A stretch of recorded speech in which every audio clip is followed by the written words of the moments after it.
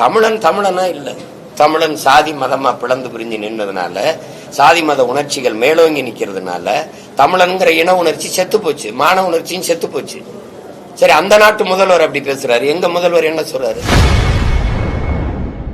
தமிழ் படங்கள் கர்நாடகாவில் ஓடாது என தெரிவித்த கன்னட அமைப்புகள் குறித்த கேள்விக்கு தமிழனுக்கு மான உணர்ச்சி இல்லையா என ஆவேசத்தில் நாம் தமிழர் கட்சி ஒருங்கிணைப்பாளர் சீமான் கொந்தளித்துள்ளார். கட்சி தலைவரா போல தமிழ்நாட்டு முதல்வராக இருந்துட்டு தானே போய் கேட்டாரு, அப்புறம் எப்படி பேசுவாரு?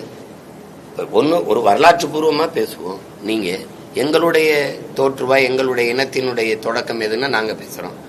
கன்னட இனத்தினுடைய தொடக்கம், அந்த மொழியினுடைய தொடக்கம் எது, தோற்றுவாய் எதுன்னா அவங்க அந்த மொழியில் ஆய்வறிஞர் கூட பேசிட்டோம். ஓஹோ, எல்லாருக்கும் தெரியும். தமிழ்தாய் வாழ்த்து இருக்குது இல்ல, தமிழ்தாய் வாழ்த்துல ஆரியம் போல் வழக்கொழிந்துங்கிற சொல்ல எடுத்தது யாரு? கன்னடமும் கழிதலுங்கும் கவின் மலையாளமும் துளுவும் உன் உதிரத்தில் உதித்ததுன்னு இருக்குல்ல, அந்த வார்த்தைகளை தூக்குனது யாரு? அந்த வரிகளை எல்லாம் எடுத்தது யாரு? இது ஐயா கருணாநிதி தான். ஏன் எடுத்தாரு?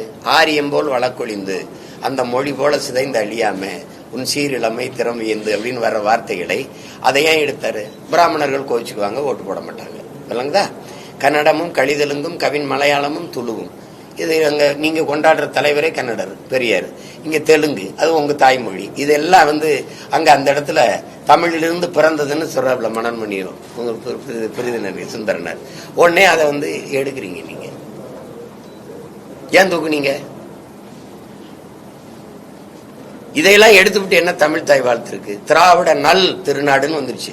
அந்த திராவிடா அப்படிங்கிறதுக்கு அதை தமிழ் தாய் வாழ்த்த ஆகி வச்சிருக்கிறீங்க. இப்ப இது எதுக்கு எடுத்தீங்க? இப்போ எடுத்த பெருந்தகையாரு நம்ம ஐயா தான். உலகத்துக்கே தெரியும், தென்னிந்திய மொழிகள் எல்லாமே, இந்த பல மொழிகள் தமிழிலிருந்து பிறந்து உருவ கிளைத்த மொழிகள் தான் எல்லாருக்கும் தெரியும்.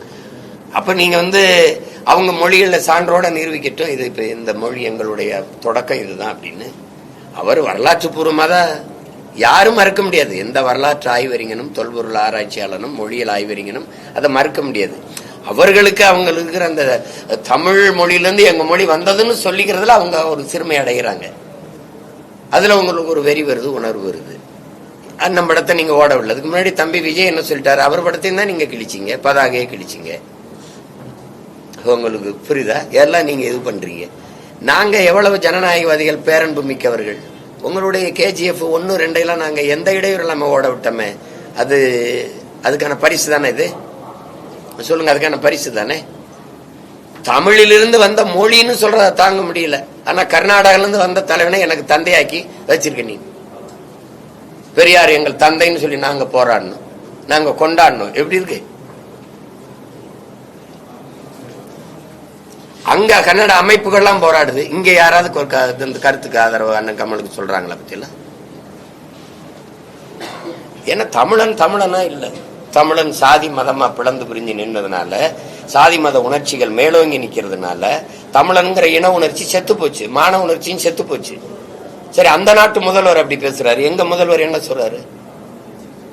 தமிழிலிருந்து பிறந்ததுதான் கன்னடம். செய்திகளை உள்ளது உள்ளபடி தெரிந்து கொள்ள ரெஃப்ளெக்ட் நியூஸை சப்ஸ்கிரைப் பண்ணுங்க.